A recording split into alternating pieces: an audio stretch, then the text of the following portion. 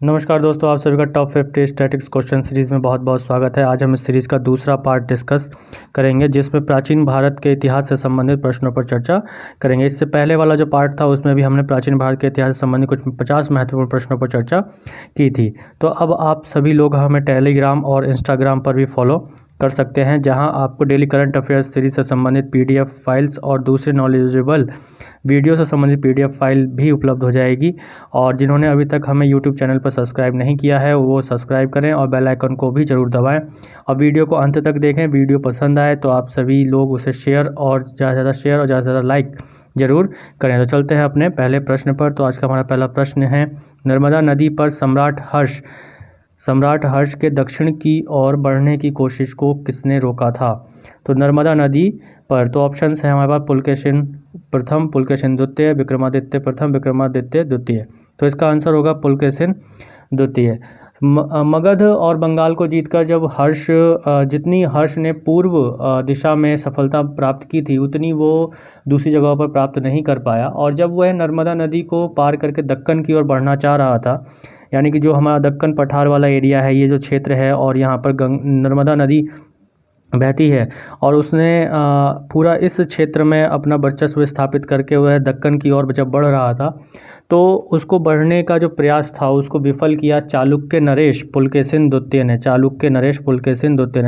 पुलकेशिन द्वितीय किस वंश का राजा था? चालुक्य राजवंश का राजा था। इसके बाद अगला प्रश्न है हमारा, कांचीपुरम निम्नलिखित में से किसकी राजधानी थी? कांचीपुरम निम्नलिखित में से किसकी राजधानी थी? ऑप्शंस हैं हमारे पास सातवाहन, चालुक्य, पल्लव, चोल। तो इसका आंसर होगा पल्लव। पल्लवों की राजधानी कांचीपुरम थी और पल्लवों का राज्य कांचीपुरम के आसपास के क्षेत्रों से लेकर कावेरी नदी के डेल्टा तक फैला हुआ था। कावेरी नदी दक्षिण भारत की एक प्रमुख नदी है और यहाँ यह डेल्टा बनाती है तमिलनाडु में।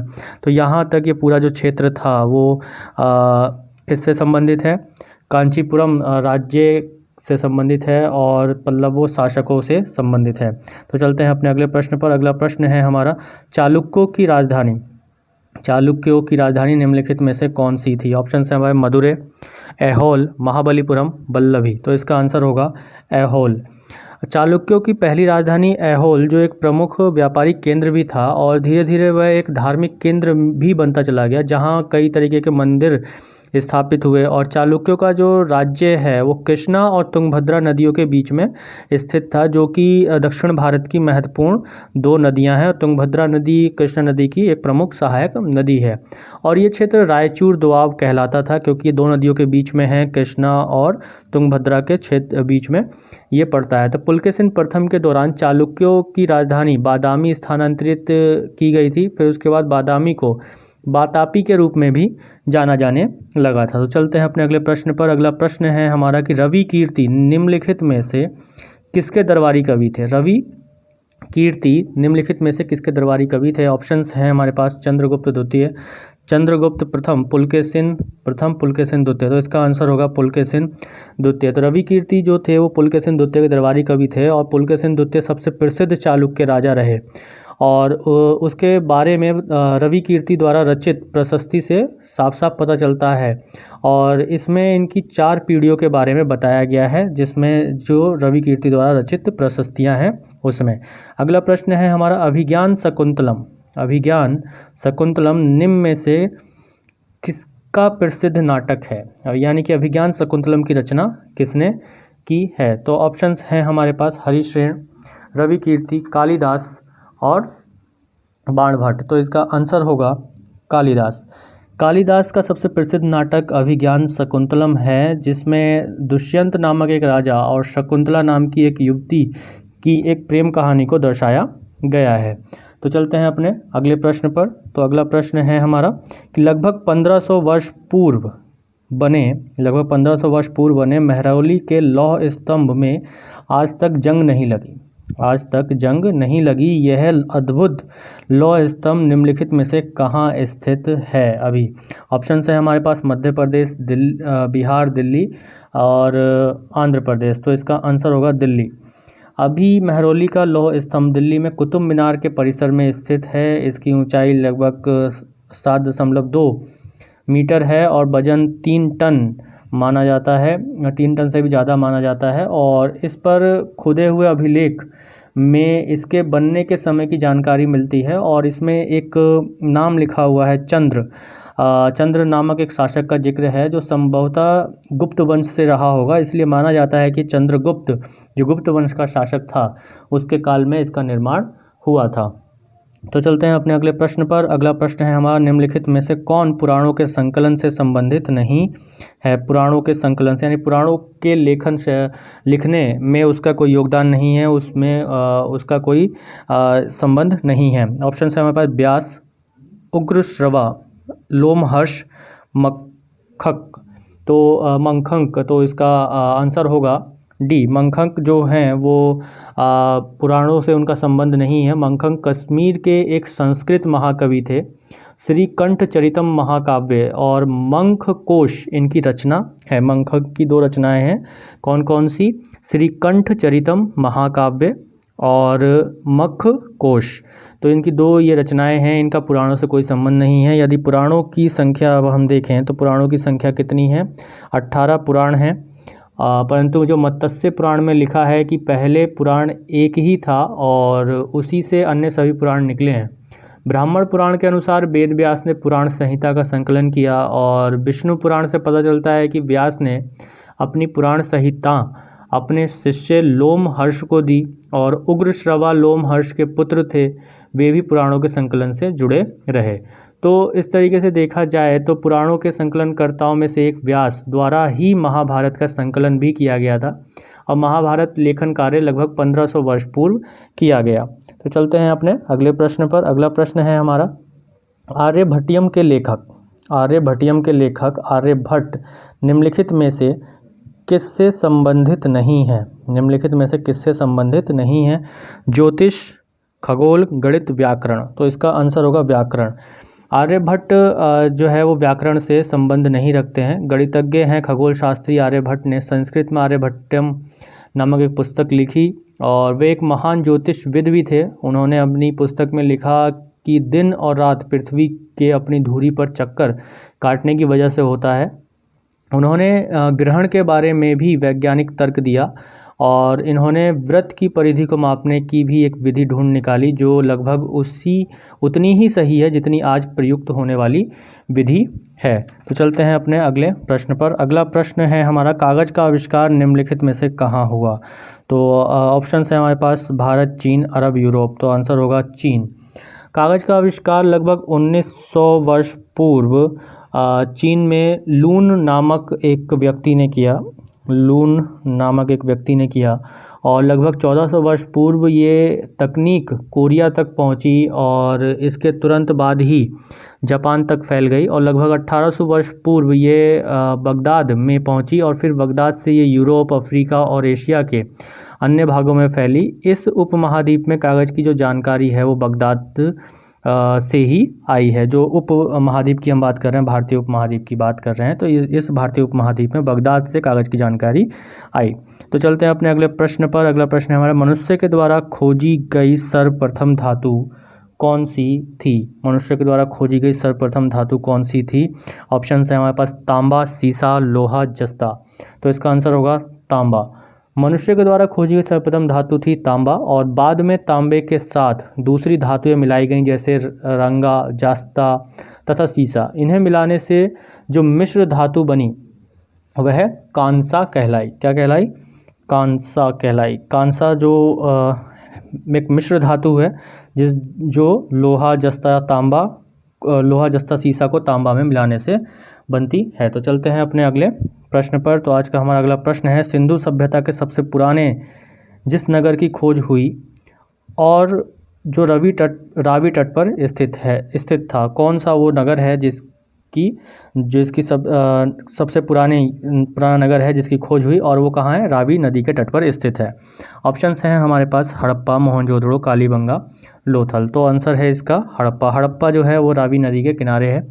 दूसरे सबसे महत्वपूर्ण स्थल की खोज सिंध यानी वर्तमान पाकिस्तान के मोहनजोदड़ो में भी हुई और पुरातत्ववेत्ताओं ने इन प्राचीन नगरों की जो सभ्यता को सिंधु सभ्यता का नाम दिया क्योंकि ये दोनों नगर और इसी तरह की संस्कृति वाले अन्य स्थल सिंधु की घाटी में मिले। और हड़प्पा संस्कृति समूचे सिंध तथा बलूचिस्तान में और लगभग पूरे पंजाब यानी कि पूर्वी और पश्चिमी पंजाब, हरियाणा, पश्चिमी उत्तर प्रदेश, जम्मू, उत्तरी राजस्थान, गुजरात तथा उत्तरी महाराष्ट्र में फैली हुई है। इस संस्कृति को लगभग 2500 ईसा पूर्व में यानी कि आज से लगभग 4500 वर्ष पूर्व पहले महत्व प्राप्त हुआ था। उस समय मिस्र में पिरामिडों का निर्माण करवाने वाले फराओ यानी कि प्राचीन मिस्र के राजाओं की उपाधि की सभ्यता रही थी। यानी कि सिंधु घाटी सभ्यता के समकालीन मिस्र की सभ्यता रही, चीनी सभ्यता भी रही और मेसोपोटामिया सभ्यता भी रही। तो चलते हैं अपने अगले प्रश्न पर। अगला प्रश्न है हमारा, हड़प्पा निम्नलिखित में से किस सभ्यता से जुड़ा है? हड़प्पा निम्नलिखित में से किस सभ्यता जुड़ा है? ऑप्शन है सुमेरियन, सिंधु घाटी सभ्यता, वैदिक सभ्यता, मेसोपोटामिया सभ्यता। बहुत ही इजी प्रश्न है, इसका आंसर होगा सिंधु घाटी सभ्यता। पुरातत्ववेत्ताओं ने भारत के उत्तरी तथा पश्चिमी भागों में अन्य स्थानों की खुदाई करके, यानी कि जो ये हमारा क्षेत्र है, ये वाला जो क्षेत्र है, यहाँ पर खुदाई करके सिंधु सभ्यता के नगरों से मिलते जुलते कई नगर खोजे।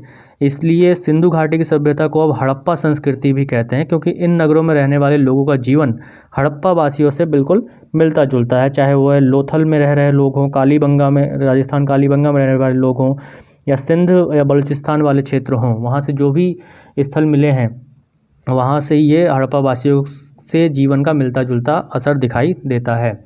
और ये नगर पंजाब में रोपण तथा हरियाणा में राखीगढ़ी है, बलूचिस्तान में मेहरगढ़ है, कच्छ की खाड़ी में धौलावीरा, अहमदाबाद के पास लोथल और राजस्थान में कालीबंगा। ये कुछ महत्वपूर्ण नगर थे जिनमें हम देखते हैं कि हड़प्पा जो सबसे पहले जिस नगर की खोज हुई सिंधु घाटी सभ्यता में, उससे मिलते जुलते जीवन यापन करने वाले साक्ष्य यहाँ पर इन नगरों में मिले हैं। और इसे सिंधु सभ्यता भी कहते हैं क्योंकि इसका विस्तार सिंधु घाटी के आसपास हुआ है, उसको पार करके हुआ है। तो चलते हैं अपने अगले प्रश्न पर। अगला प्रश्न है हमारा, आर्यों ने सूक्तों की रचना की थी, किसके लिए की थी? प्रश्न ये है कि आर्यों ने सूक्तों की रचना किसके लिए की थी। ऑप्शंस हैं हमारे पास, देवताओं की स्तुति के लिए, पुरोहितों की स्तुति के लिए, राजाओं की स्तुति के लिए, या समिति या सभा की स्तुति के लिए। तो आंसर होगा इसका देवताओं की स्तुति के लिए। आर्यों ने अपने देवताओं की स्तुति के लिए सूक्तों की रचना की और उन्होंने अपने धार्मिक अनुष्ठानों, कार्यों, पूजा पाठ के बारे में नियम बनाए और इसकी जानकारी 4 वेदों से मिलती है, जैसा कि हम जानते हैं ऋग्वेद, यजुर्वेद, सामवेद और अथर्ववेद। तो चलते हैं अपने अगले प्रश्न पर। अगला प्रश्न है हमारा, प्रारंभिक वैदिक कालीन आर्यों का मुख्य व्यवसाय था। प्रारंभिक वैदिक कालीन आर्यों का मुख्य व्यवसाय था। तो ऑप्शन है खेती, पशुपालन, शिकार, मछली पकड़ना। तो इसका आंसर होगा पशुपालन। जो प्रारंभिक वैदिक कालीन आर्य थे उनका प्रमुख व्यवसाय पशुपालन था। आरंभ में आर्य पशुचारी खानाबदोश लोग थे। वे पशुओं के बड़े बड़े झुंड पालते थे और यही उनकी आजीविका के साधन थे। वे एक जगह से दूसरी जगह जाते रहते थे और धीरे धीरे वे स्थायी रूप से गाँव में बसने लगे और एक पूरी तरीके से फिर पशुपालन पर निर्भर न होकर जब ये ऋग्र वैदिक काल से उत्तर वैदिक काल का समय आता है तो उस समय तक ये एक गृहस्थ जीवन जीने लगते हैं, यानी कि किसान के रूप में जीवन जीना शुरू कर देते हैं, एक फार्मर बन जाते हैं, क्योंकि जीवन अब इन्होंने स्थायी कर लिया था, गांव बसने लगे थे और पूरी तरीके से ये लोग किसान बनने लगे थे। लेकिन प्रारंभिक रूप से जो व्यवसाय था वो क्या था? पशुपालन था। चलते हैं अपने अगले प्रश्न पर। अगला प्रश्न है हमारा, मगध के किस प्रारंभिक शासक ने अपने राज्याभिषेक के लिए अपने पिता की हत्या की एवं स्वयं इसी कारणवश अपने पुत्र द्वारा मारा गया? यानी कि जब उसने राज्याभिषेक के लिए अपने पिता की हत्या की तो जब ये राजा बना और जब इसका पुत्र हुआ और वो पुत्र बड़ा हुआ तो उस पुत्र ने भी अपने पिता की हत्या की और खुद स्वयं राजा बना। तो इसका आंसर है अजातशत्रु। अजातशत्रु ने अपने पिता का वध किया और वह मगध को और शक्तिशाली बनाना चाहता था और उसने अपने पड़ोसी राज्यों को जीतने पर जो है पूरा संभव प्रयास किया और उसने जीता भी। और इसलिए उसने जो है अपने पड़ोसी राज्य कौशल राज्य पर भी आक्रमण किया। वज्जियों का जो गणराज्य था जो उत्तर बिहार में था, उसने वज्जियों पर भी आक्रमण किया और यह युद्ध कई सालों तक चला और अंत में अजातशत्रु जीता। उत्तर भारत में मगध सबसे शक्तिशाली राज्य बनकर उभरा इस समय, और इसकी हत्या इसके पुत्र उदयन द्वारा की गई। जो अजातशत्रु का पुत्र था उदयन, उसने इसकी हत्या की। इसके बाद चलते हैं अपने अगले प्रश्न पर। अगला प्रश्न है हमारा, बुद्ध का जन्म हुआ था, कहाँ हुआ था बुद्ध का जन्म? वैशाली, लुम्बिनी, कपिलवस्तु, पाटलिपुत्र। तो आंसर होगा इसका लुम्बिनी।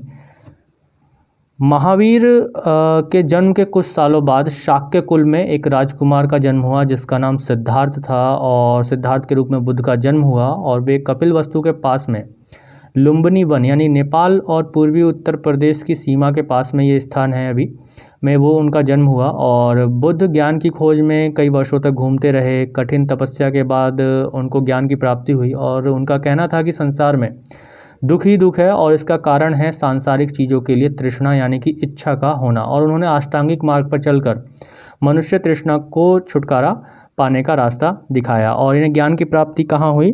बौद्ध गया में पीपल वृक्ष के नीचे इन्होंने तप किया और वहाँ पर इनको ज्ञान की प्राप्ति हुई। तो चलते हैं अपने अगले प्रश्न पर। अगला प्रश्न है हमारा, चंद्रगुप्त मौर्य के बाद मौर्य वंश का उत्तराधिकारी कौन था? ठीक है, कौन था? बिंदुसार, दशरथ, अशोक, बृहद्रथ। तो इसका आंसर होगा बिंदुसार। बिंदुसार चंद्रगुप्त जब अपने लगभग 25 वर्ष तक शासन उसने किया, और उसके बाद उसने उस अपना सिंहासन अपने पुत्र को सौंप दिया। और कुछ उल्लेखों से पता चलता है कि चंद्रगुप्त ने बाद में जैन धर्म को अपनाया और अपना राज्य त्याग कर श्रवणबेलगोला कर्नाटक में जाकर संथारा विधि से अपने देह को त्यागा। उसके बाद जो उसका पुत्र था बिंदुसार, वो मगध का सम्राट बना। तो चलते हैं अपने अगले प्रश्न पर। अगला प्रश्न है हमारा, अभिलेखों में किस शासक का उल्लेख प्रियदर्शी देवना प्रिय के रूप में किया जाता है? प्रियदर्शी देवना प्रिय के रूप में किया जाता है। किस शासक का उल्लेख? ऑप्शन है चंद्रगुप्त मौर्य, अशोक, समुद्रगुप्त, हर्षवर्धन। तो इसका आंसर होगा अशोक।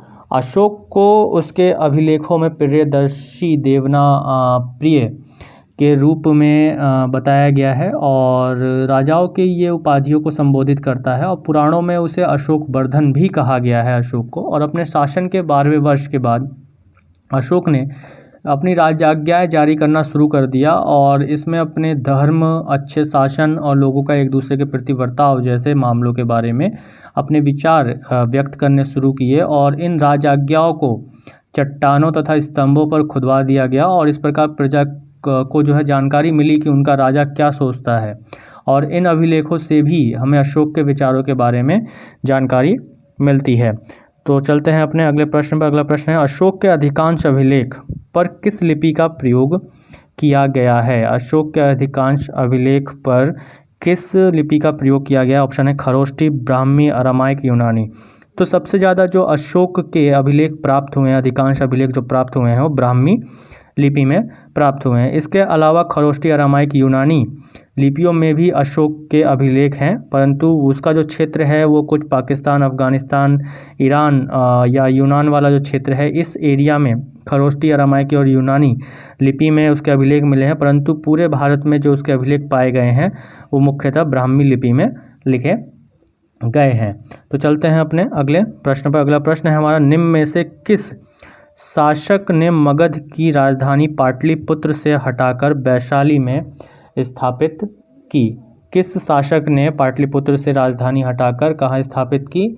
वैशाली में स्थापित की। ऑप्शंस हैं हमारे पास बिंबिसार, अजातशत्रु, शिशुनाग, उदयन। तो इसका आंसर होगा शिशुनाग। शिशुनाग ने अपनी राजधानी पाटलिपुत्र से हटाकर वैशाली में स्थापित की थी। शिशुनाग ने ही शिशुनाग वंश की स्थापना की। हर्यक वंश के मगध में समाप्त होने के बाद शिशुनाग ने इसकी स्थापना की थी। चलते हैं अपने अगले प्रश्न पर। उससे पहले अभी तक जिन लोगों ने भी हमारे चैनल को सब्सक्राइब नहीं किया है वो सब्सक्राइब करें, और शेयर करें ज़्यादा से ज़्यादा, और लाइक भी प्रेस करें ज़्यादा से ज़्यादा, और सब्सक्राइब करने के बाद बेल आइकन को ज़रूर दबाएं ताकि हमारी नई वीडियो की नोटिफिकेशन आप तक पहुंचती रहे। तो चलते हैं अपने अगले प्रश्न पर। अगला प्रश्न है हमारा, अशोक के किस अभिलेख को रानी का अभिलेख भी कहा जाता है? रानी का अभिलेख भी कहा जाता है। ऑप्शन है मास्की अभिलेख, गुर्जरा अभिलेख, कौशाम्बी अभिलेख या इनमें से कोई नहीं। तो कौशाम्बी अभिलेख को रानी का अभिलेख भी कहा जाता है। अशोक का जो अभिलेख है कौशाम्बी अभिलेख, उसे रानी का अभिलेख भी कहा जाता है। चलते हैं अपने अगले प्रश्न पर। अगला प्रश्न है हमारा, गांधार कला शैली किसका मिश्रण है या किससे संबंध है गांधार कला शैली का? तो ऑप्शंस हैं हमारे पास, भारतीय तथा फारसी कला का, भारतीय और चीनी कला का मिश्रण है, या भारतीय तथा यूनानी कला का मिश्रण है, या भारतीय तथा अफगानी कला का मिश्रण है। तो भारतीय और यूनानी कला का मिश्रण हमें गांधार कला शैली में मिलता है। यानी गांधार कला शैली में जो भी मूर्तियां निर्मित की गई हैं वे सभी मूर्तियों में यूनानी लक्षण प्रतीत होते हैं, उसके साथ साथ भारतीय लक्षण भी दिखाई देते हैं।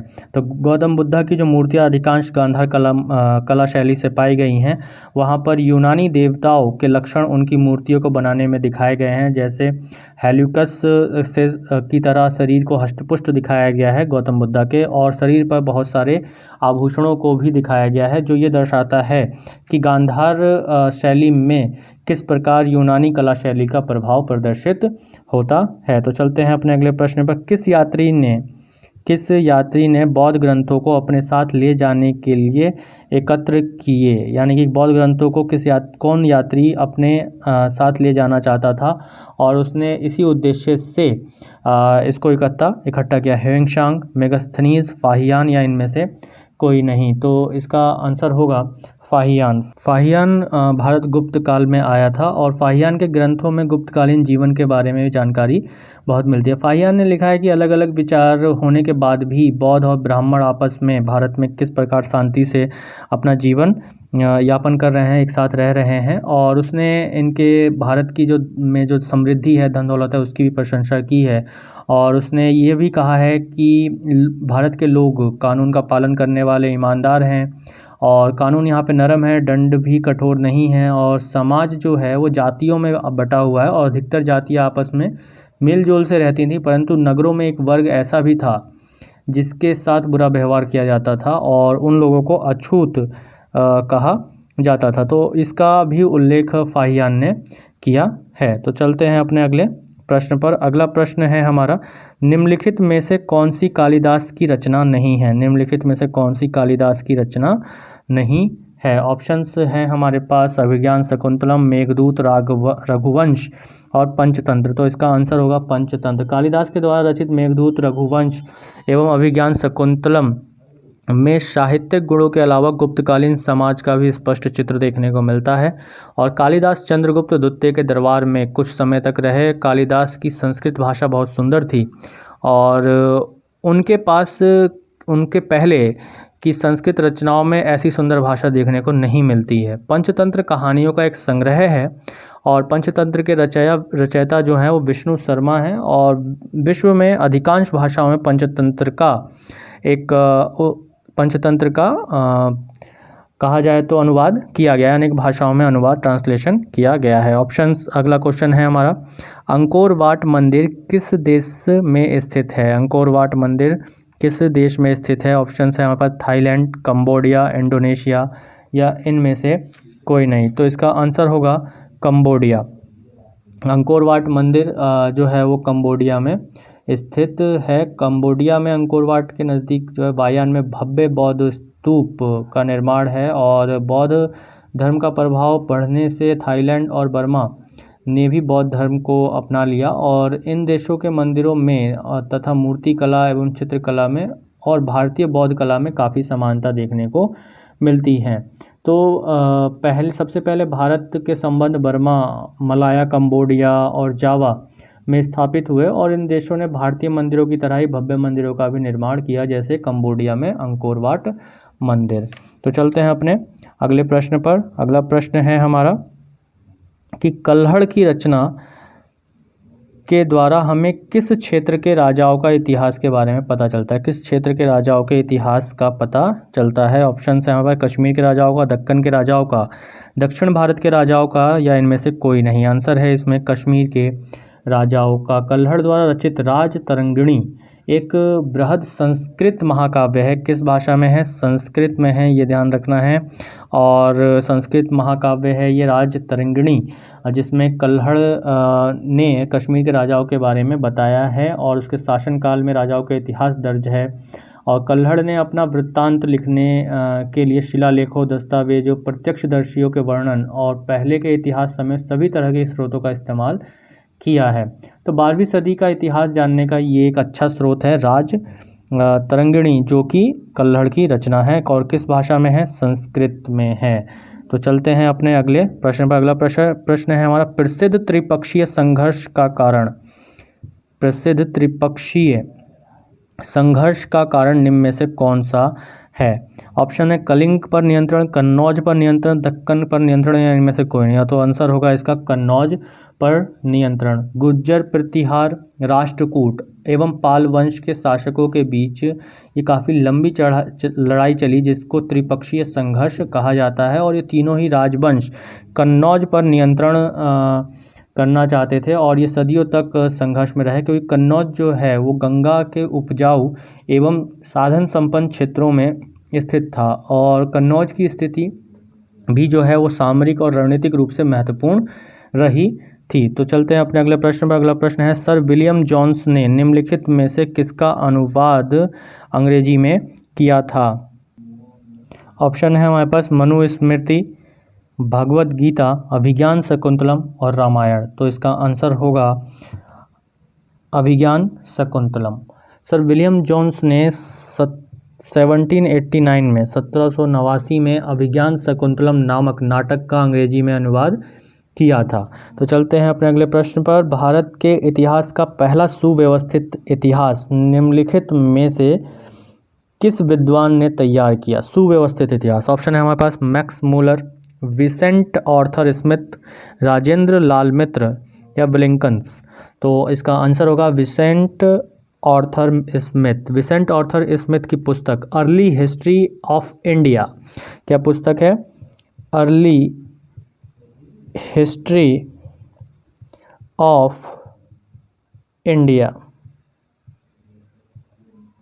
अर्ली हिस्ट्री ऑफ इंडिया में उन्होंने प्राचीन भारत का इतिहास 1904 में बताया है। जो ये पुस्तक है वो 1904 में प्रकाशित हुई, जिसमें सुव्यवस्थित इतिहास के बारे में चर्चा की गई है। तो चलते हैं अपने अगले प्रश्न पर। अगला प्रश्न है हमारा, निम्नलिखित में से किसने सर्वप्रथम अशोक के अभिलेख को पढ़ा था? अशोक के अभिलेख को पढ़ा था। ऑप्शंस हैं हमारे पास विसेंट Smith, Ahmad हसनदानी, James प्रिंसेप्स, William Jones. तो इसका आंसर होगा जेम्स प्रिंसेप्स। जेम्स प्रिंसेप्स ने अशोक के अभिलेखों को सबसे पहले पढ़ने में सफलता हासिल की और यह सफलता 1837 में हासिल हुई, जेम्स प्रिंसेप्स को मिली। और वे उस समय ईस्ट इंडिया कंपनी की एक सेवा में तैनात थे, रत थे। 1937 में जेम्स प्रिंसेप्स को ये सफलता मिली। तो जिन लोगों ने अभी तक हमारे चैनल को सब्सक्राइब नहीं किया है वो जल्दी से सब्सक्राइब करें और बेल आइकन को प्रेस करें। चलते हैं अपने अगले प्रश्न पर। अगला प्रश्न है हमारा, नेचुरल हिस्टोरिका के लेखक निम्न में से कौन है? नेचुरल हिस्टोरिका बहुत ही इंपॉर्टेंट क्वेश्चन है और कई बार प्रश्न इससे बने हुए हैं। तो इसका आंसर ऑप्शन है आपके पास मेगास्थनीज, प्लिनी, टॉलेमी, हेंगशॉन्ग। तो इसका आंसर होगा प्लिनी। प्लिनी ने जो है नेचुरल हिस्टोरिका लिखी, जिसमें भारतीय संस्कृति और उसके इतिहास से संबंधित महत्वपूर्ण तथ्यों के बारे में यहाँ से पता चलता है। तो चलते हैं अपने अगले प्रश्न पर। अगला प्रश्न है हमारा, फिरोज शाह तुगलक द्वारा अशोक के निम्नलिखित स्तंभ में से किसको उसके मूल स्थान से हटाकर दिल्ली मंगाया गया? ऑप्शंस हैं हमारे पास मेरठ स्तंभ अभिलेख, बैराट स्तंभ, टोपरा स्तंभ अभिलेख और ए और सी दोनों। तो इसका आंसर होगा ए और सी दोनों। 14वीं सदी में फिरोज शाह तुगलक ने अशोक के 2 स्तंभ लेखों में से एक मेरठ से और दूसरा हरियाणा के टोपरा नामक स्थान से दिल्ली में मंगाया था, दिल्ली में स्थापित करवाया था। तो चलते हैं अपने अगले प्रश्न पर। अगला प्रश्न है हमारा, भारत के प्राचीनतम आहत सिक्के, भारत के प्राचीनतम आहत सिक्के यानी पंच मार्क्ड कॉइन्स मुख्यतः किस धातु के बने होते थे? आहत सिक्के मुख्यतः किस धातु के बने होते थे? तो ऑप्शंस हैं हमारे पास तांबा, सोना, चांदी, टिन। तो इसका आंसर होगा चांदी। भारत में प्राचीनतम जो पंच मार्क्ड यानी कि आहत सिक्के मुख्यतः चांदी के बने होते थे और उल्लेखनीय है कि ठप्पा मारकर बनाए जाने के कारण भारतीय भाषाओं में इन्हें आहत मुद्रा कहते हैं और इन सिक्कों पर पेड़, मछली, सांड, हाथी, अर्धचंद्र आदि आकृतियां भी बनी होती थी। तो चलते हैं अपने अगले प्रश्न पर। अगला प्रश्न है हमारा, निम्नलिखित में से किस काल में सर्वप्रथम कृषि उत्पादन शुरू हुआ? किस काल में सर्वप्रथम कृषि उत्पादन शुरू हुआ? ऑप्शन है हमारे पास मध्य पाषाण काल, नव पाषाण काल, पूरा पाषाण काल, सिंधु सभ्यता काल। तो इसका आंसर होगा नव पाषाण काल। नव पाषाण काल खाद्य उत्पादक का काल कहा जाता है, फूड प्रोडक्शन, खेती कृषि का कृषि उत्पादन का काल कहा जाता है और सर्वप्रथम मनुष्य ने इसी काल में कृषि करना शुरू किया। किस काल में? नव पाषाण काल में। महत्वपूर्ण प्रश्न है। और पाकिस्तान के बलूचिस्तान प्रांत में मेहरगढ़ से चावल, गेहूं तथा जौ के अवशेष भी मिले हैं और यहाँ के निवासी कृषि करने में उन्नत कहे जा सकते हैं। और ये काल कब का है? नव पाषाण काल है ये। तो चलते हैं अगले प्रश्न पर। अगला प्रश्न है हमारा, रंगपुर हड़प्पीय स्थल निम्नलिखित में से कहाँ स्थित है? रंगपुर जो एक हड़प्पा स्थल है यानी कि सिंधु घाटी सभ्यता का स्थल है, वह निम्नलिखित में से कहाँ पर स्थित है? ऑप्शंस हैं हमारे पास राजस्थान, हरियाणा, सिंध, गुजरात। राजस्थान, हरियाणा, सिंध, गुजरात। तो इसका आंसर होगा गुजरात। गुजरात में रंगपुर सिंधु घाटी सभ्यता का स्थल है।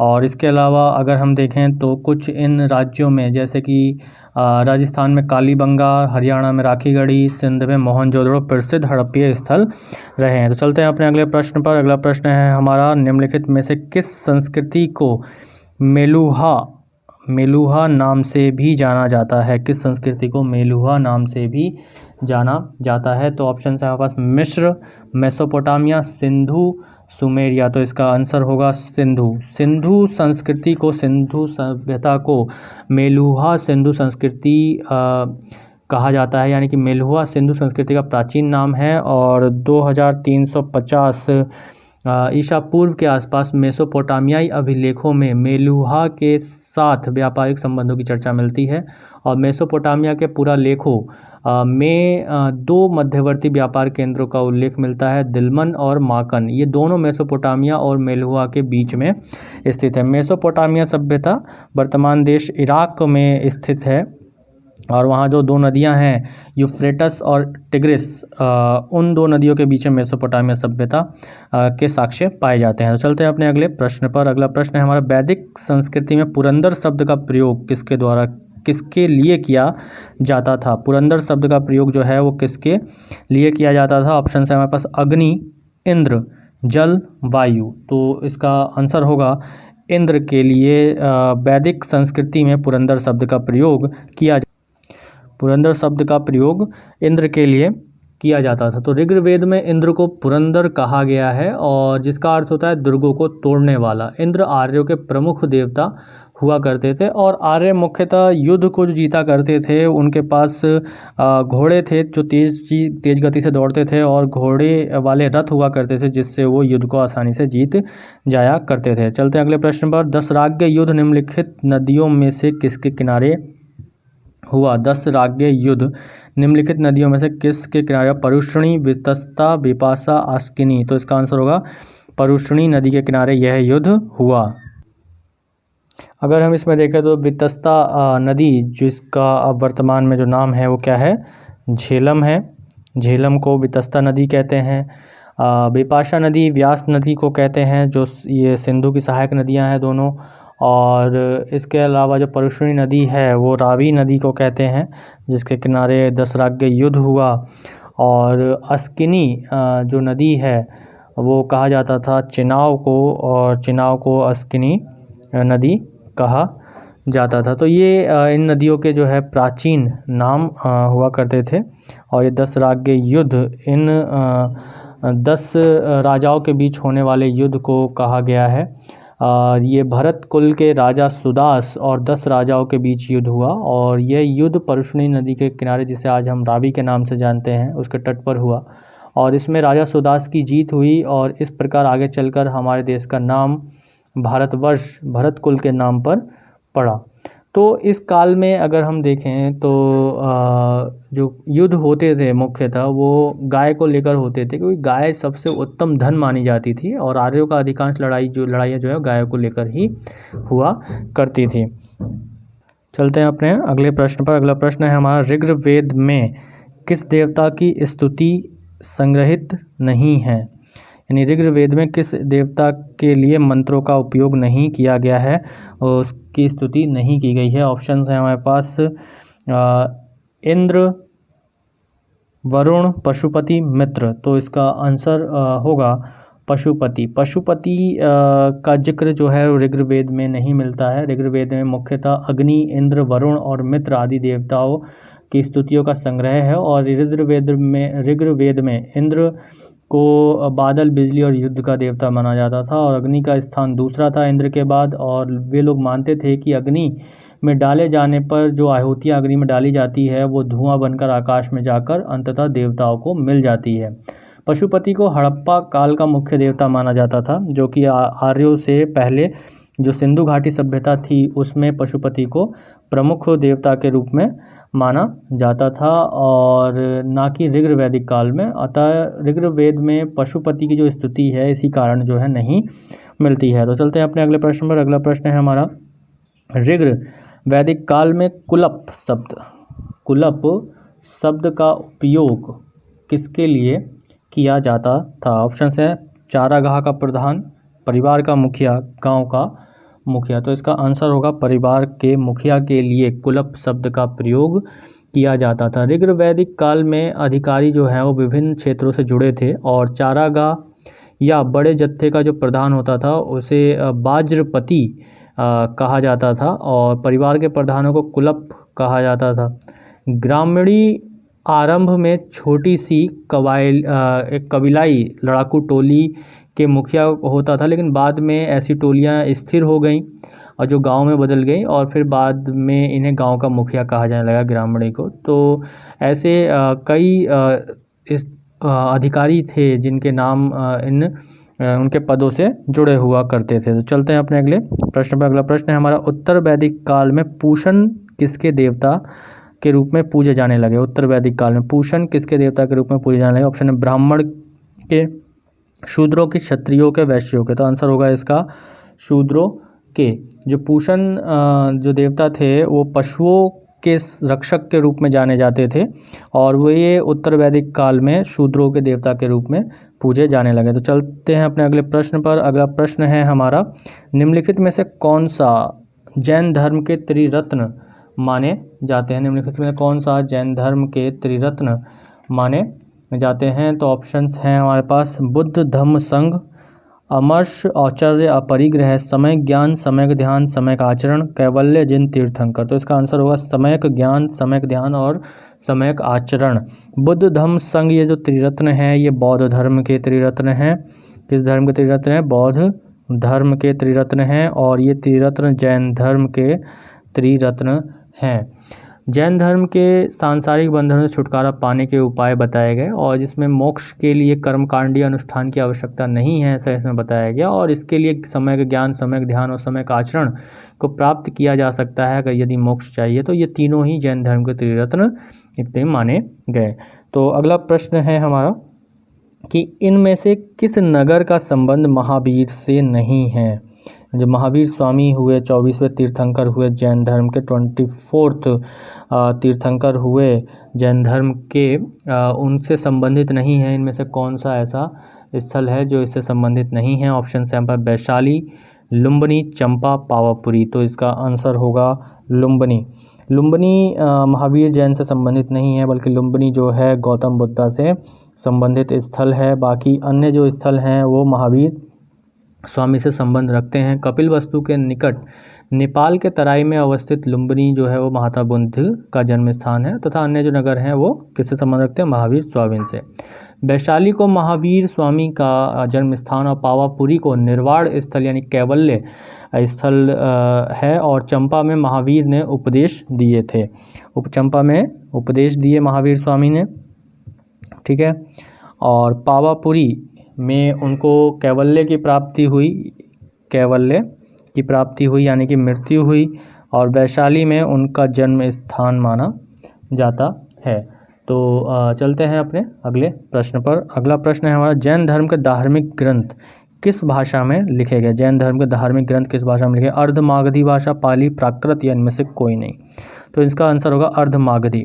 अर्धमागधी भाषा में जैन धर्म के ग्रंथों को लिखा गया और जैन धर्म के जो भी धर्म उपदेश थे वो प्राकृत भाषा में दिए जाते थे और लिखे जो जाते थे ग्रंथ वो अर्धमागधी भाषा में लिखे जाते थे। तो चलते हैं अपने अगले प्रश्न पर। तो आज का हमारा अगला प्रश्न है कि उत्तर वैदिक काल में द्विज किस संदर्भ में प्रयुक्त होता था? द्विज जो शब्द है उसका उपयोग किस संदर्भ में किया जाता था? ऑप्शन है यज्ञ, उच्च वर्ण, सिक्के या कबीले। तो इसका आंसर होगा उच्च वर्णों के लिए द्विज शब्द का इस्तेमाल किया जाता था। और उच्च वर्णों में जो मुख्यतः आते थे द्विज यानी कि दो, एक ब्राह्मण और एक क्षत्रिय, ये उच्च वर्णों की श्रेणी में आते थे और इनको उत्तर वैदिक काल में द्विज कहकर पुकारा जाता था। द्विज को जनेऊ पहनने का या वेद पढ़ने का अधिकार था और वैश्यों को द्विज समूह में शामिल नहीं किया जाता था, परंतु शूद्रों को इससे वंचित किया जाता था। ठीक है, चलते हैं अपने अगले प्रश्न पर। अगला प्रश्न है, गौतम बुद्ध को निर्वाण की प्राप्ति किस स्थान पर हुई? गौतम बुद्ध को निर्वाण की प्राप्ति किस स्थान पर हुई? तो इसका ऑप्शन है हमारे पास सारनाथ, बोध गया, लुम्बिनी, कुशीनगर। तो इसका आंसर होगा कुशीनगर। कुशीनगर में गौतम बुद्ध को निर्वाण की प्राप्ति हुई। सारनाथ जो जाना जाता है वो धर्म चक्र प्रवर्तन के लिए जाना जाता है। धर्म चक्र प्रवर्तन का अर्थ होता है कि गौतम बुद्ध ने यहाँ पर अपना प्रथम उपदेश दिया था। और इसके बाद यदि देखें तो लुम्बिनी जो जाना जाता है वो गौतम बुद्ध के जन्म स्थान के लिए जाना जाता है, जन्म के लिए जाना जाता है। और इसके साथ ही जो बोध गया है वो गौतम बुद्ध को ज्ञान की प्राप्ति के लिए जाना जाता है कि ज्ञान की प्राप्ति गौतम बुद्ध को कहाँ हुई? बोध गया में हुई। तो चलते हैं अपने अगले प्रश्न पर। अगला प्रश्न है हमारा, निम्नलिखित में कौन से शासक ने बोध गया में बोधि वृक्ष को काट दिया था? बोधि वृक्ष को कटवा दिया था एक तरीके से। कौन सा शासक था जिसने ये कार्य किया था? तो ऑप्शन है हमारे पास पुष्यमित्र शुंग, मिहिरकुल, शशांक और अशोक। तो इसका आंसर होगा शशांक। शशांक एक ब्राह्मण शासक था, कट्टर ब्राह्मण था और शिव भक्त था।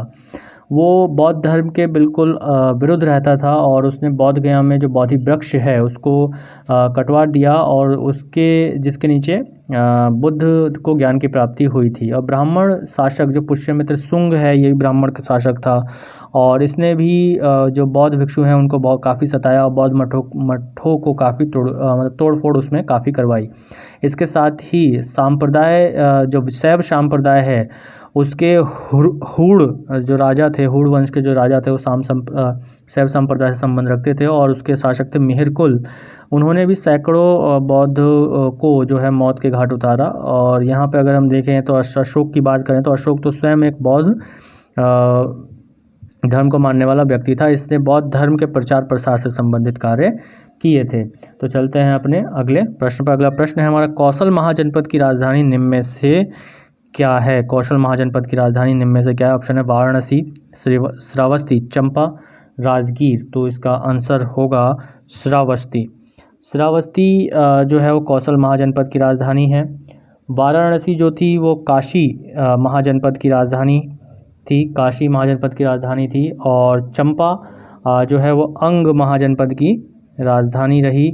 और राजगीर मगध शुरुआती दौर में मगध की राजधानी रही पाटलिपुत्र के बनने से पहले। तो चलते हैं अपने अगले प्रश्न पर। अगला प्रश्न है हमारा, निम्नलिखित जनपदों में से या महाजनपदों में से किसने सबसे पहले युद्ध में हाथियों का प्रयोग बड़े पैमाने पर किया? इसका प्रयोग हाथियों का प्रयोग बड़े पैमाने पर किया। ऑप्शन है अवंती, मगध, कलिंग, लिच्छवी। तो इसका आंसर होगा मगध।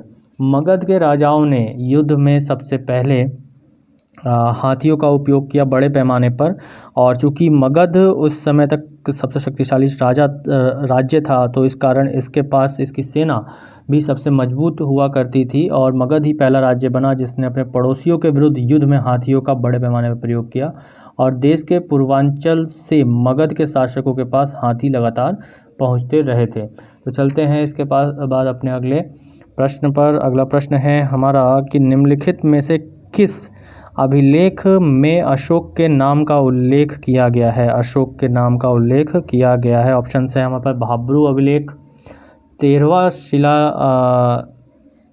लेख, प्रथम लघु शिलालेख या प्रथम बृहद शिलालेख। तो इसका आंसर होगा प्रथम लघु शिलालेख। प्रथम लघु शिलालेख में अशोक के नाम का उल्लेख केवल प्रथम लघु शिलालेख की प्रतियों में किया गया है, जो कर्नाटक के 3 स्थानों यानी मास्की, नट्टूर और उदयगोलम में है, और इसके साथ ही मध्य प्रदेश के गुर्जरा में भी इसका अशोक नाम मिलता है, जो कि शिलालेख हैं, इसके लघु शिलालेख हैं। तो मास्की कहाँ कहाँ मिलता है? मास्की गुर्जरा, जो कि गुर्जरा मध्य प्रदेश में है। मास्की कहाँ है? कर्नाटक में है। मास्की, नट्टूर और उदयगोलम, यहाँ पर इसके जो लघु शिलालेख हैं उसमें अशोक नाम का उल्लेख किया गया है। तो ये आज के हमारे सीरीज़ के 50 महत्वपूर्ण इतिहास से जुड़े हुए प्रश्न थे, और ये महत्वपूर्ण प्रश्न की सीरीज़ लगातार अब चलती रहेगी। इसके बाद आपको मध्यकालीन भारत के इतिहास से संबंधित कुछ महत्वपूर्ण प्रश्न की सीरीज़ आएगी।